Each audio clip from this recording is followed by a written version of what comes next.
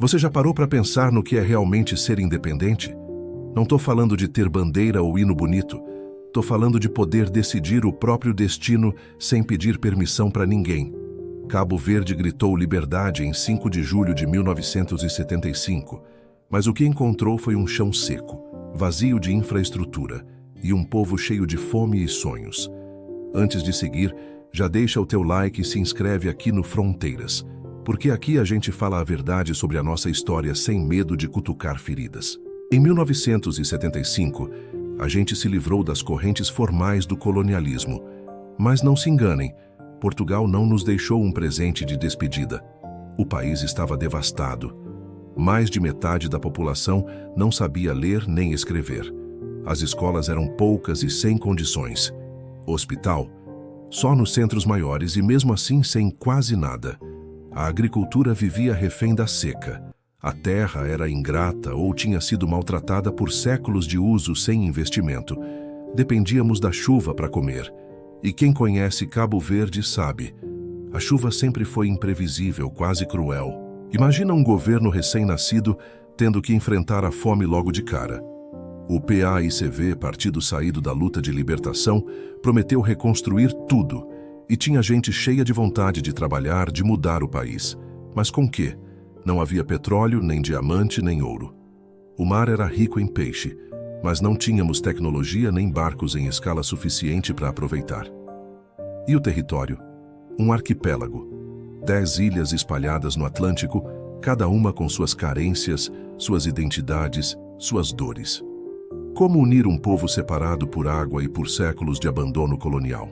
Era um desafio gigantesco. Sem dinheiro, o governo se apoiou na solidariedade internacional. Doações de cereais, de remédios, de professores voluntários. Também buscou ajuda técnica com países socialistas, africanos e organizações internacionais. Mas não era caridade sem custo político. Cabo Verde teve que aprender a negociar com cuidado para não cair em novas formas de dependência. Mesmo assim, havia esperança. Havia orgulho. Não dá para tirar isso do nosso povo. Ver a bandeira azul, amarela, vermelha e branca subir era mais que simbolismo. Era dizer, agora mandamos nós. Agora somos nós por nós. Mesmo sem nada, havia vontade de fazer um país decente, digno, que não aceitasse mais ser tratado como retalho de colônia. Essa é a semente da independência. Não é uma história de conto de fadas. É uma história de luta, de fome, de dignidade teimosa. E é por isso que precisa ser contada. Agora imagina o que veio depois. Um país recém-nascido, tentando não apenas sobreviver, mas inventar um caminho próprio. De 1975 até 1990, Cabo Verde viveu sob um sistema de partido único. O PAICV dizia, precisamos ficar unidos, falar a mesma língua política, remar juntos. Era isso ou fragmentar um país frágil. O governo apostou tudo na construção do Estado. Organizar escolas, postos de saúde, estruturas mínimas de funcionamento. Começaram campanhas de alfabetização em massa, com voluntários, professores formados às pressas, materiais improvisados. Não era luxo, era urgência. Em cada vila, surgia um quadro negro e alguém ensinando letras. Na saúde, o desafio era espalhar cuidados básicos para todas as ilhas, formar enfermeiros locais, montar farmácias comunitárias, diminuir a mortalidade infantil, que era altíssima, e aos poucos, com apoio internacional, conseguiu-se reduzir essas taxas. Mas nem tudo era feito de ideais. Era um regime centralizador. Quem não concordava era visto com desconfiança. A imprensa não tinha liberdade plena. As decisões saíam de cima. Havia pouca margem para a contestação, porque a lógica oficial era ou a gente fala a mesma voz ou o país se divide. Em política externa, Cabo Verde tentou caminhar com cuidado. Recebia ajuda de países socialistas, sim, mas sem fechar portas para o Ocidente. Era diplomacia equilibrada, quase um malabarismo. Precisava pedir cereais a um lado, técnicos de saúde a outro, construir alianças com quem topasse ajudar. O país não podia se dar ao luxo de briga ideológica cega, e no meio disso tudo veio um baque imenso. O sonho de união com a Guiné-Bissau, que tinha sido promessa na independência. Em 1980, um golpe militar em Bissau enterrou essa ideia. Cabo Verde ficou sozinho, sem o parceiro com quem planejava partilhar a luta e os frutos. Foi um golpe na autoestima política, uma ferida que ainda dói em quem acreditou no panafricanismo concreto. Mesmo assim, não faltava quem acreditasse. Muita gente deu a vida para fazer funcionar. Trabalhadores rurais, professores, enfermeiros, funcionários públicos que ganhavam quase nada. Era um tempo de sacrifício coletivo, em que a promessa era: aguentem hoje para ter amanhã. Esse foi o clima de Cabo Verde até 1990. Um país comandado por um único partido, tentando se manter de pé num mundo hostil. Um Estado que queria proteger o povo, mas às vezes calava o povo. Um projeto cheio de contradições, como toda a história real.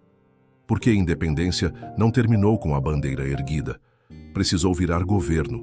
Precisou virar remédio, escola, transporte, papel timbrado, carimbo oficial. E cada conquista pequena custava caro, mas também deixava um aprendizado. Não existe liberdade sem responsabilidade. Depois de anos de governo único, o país começou a mudar. No fim dos anos 80, o mundo estava se transformando. A Guerra Fria enfraquecia. Regimes de partido único caíam em vários cantos da África. E em Cabo Verde, o debate crescia. Será que não estava na hora de abrir o jogo político? Havia pressões de fora, claro. Organizações internacionais e parceiros de cooperação começaram a dizer: quem quiser ajuda precisa mostrar sinais de democracia. Mas havia também uma pressão interna, silenciosa, vinda do próprio povo. As pessoas queriam poder escolher, queriam voz. Em 1990, o PACV aceitou mudar a Constituição. O país se preparou para as primeiras eleições multipartidárias em sua história. E isso foi um momento simbólico muito forte. Não era apenas trocar quem mandava, era provar que Cabo Verde podia resolver suas diferenças com voto, não com armas. Em 1991, o Movimento para a Democracia, o MPD, venceu as eleições. Foi uma transição pacífica, sem guerra civil, sem derramamento de sangue. Isso não é pouca coisa. Em vários países africanos, mudanças de poder viraram tragédias. Em Cabo Verde, foi negociação, conversa, respeito ao resultado.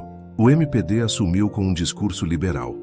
Defendia a abertura econômica, menos peso do Estado nos negócios, mais incentivo à iniciativa privada.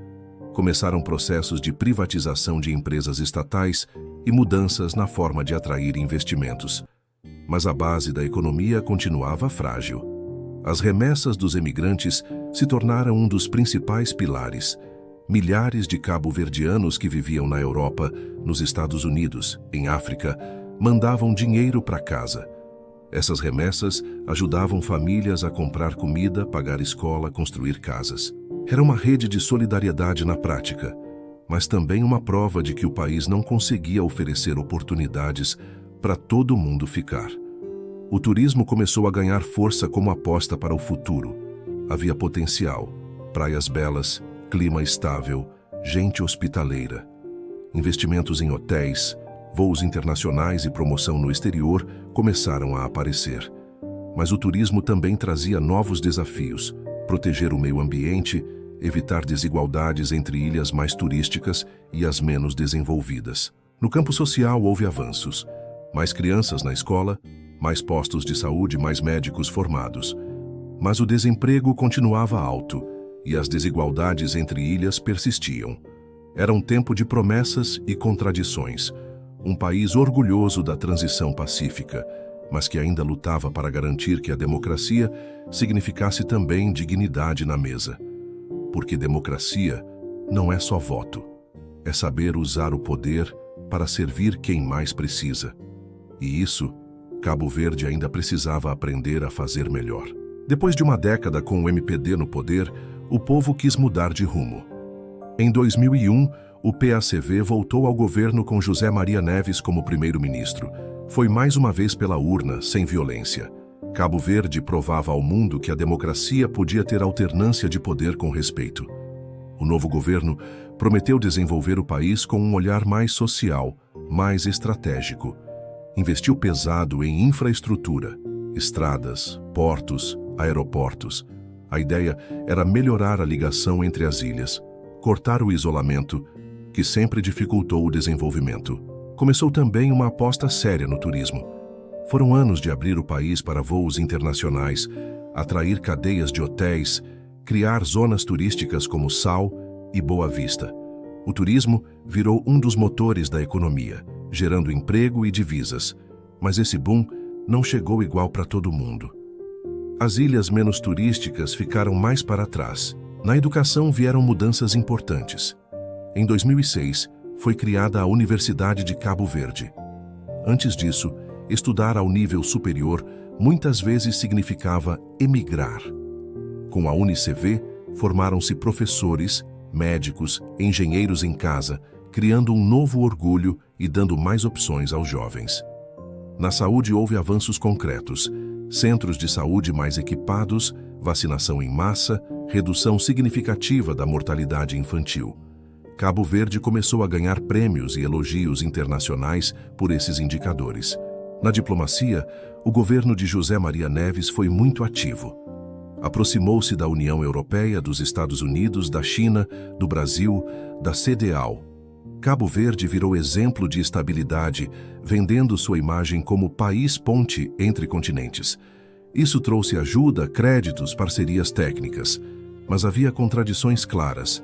A dependência de ajuda externa continuava forte. O país precisava negociar constantemente empréstimos e ajudas orçamentais para fechar as contas.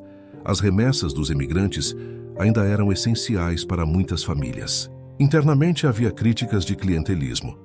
Alguns acusavam o partido de usar o poder para manter apoios políticos, distribuir cargos e benefícios.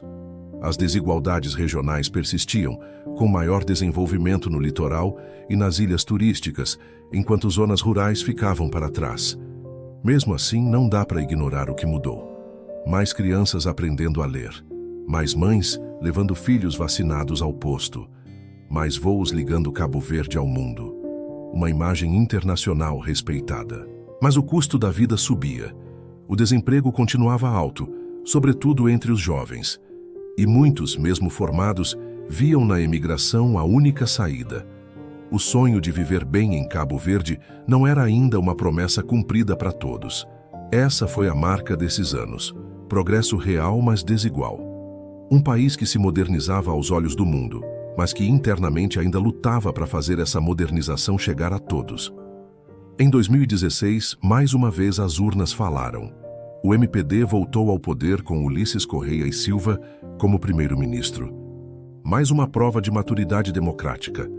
2 partidos se alternando no poder sem violência, sem golpes, só com voto. Cabo Verde seguia sendo um dos países mais estáveis da África em termos políticos. O novo governo prometeu modernizar o Estado, digitalizar serviços, atrair investimento estrangeiro. Falava-se muito de desburocratizar, de tornar o país mais competitivo para negócios. A meta era clara: diversificar a economia e reduzir a dependência de ajudas externas e remessas. Investiu-se em projetos de governo eletrônico, tentando aproximar o Estado do cidadão. Modernizar câmaras municipais, serviços fiscais, registros. Também houve foco em melhorar a imagem do país para investidores, vendendo Cabo Verde como destino seguro, estável e amigo dos negócios.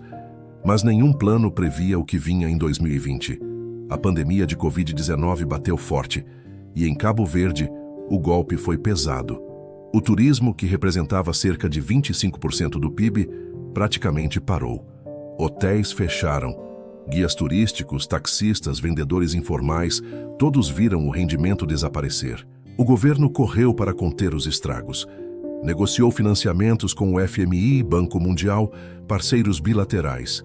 Criou apoios sociais de emergência, distribuiu cestas básicas, tentou manter o mínimo de estabilidade. Mas a economia ficou muito abalada.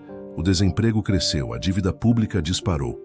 Mesmo com a retoma gradual pós-pandemia, os desafios continuaram enormes. Cabo Verde precisava reativar o turismo, mas também repensar até que ponto podia depender tanto dele. Emigração seguia alta. Muitos jovens continuavam a sonhar com a Europa. América, outros destinos. Não apenas por ambição, mas por necessidade.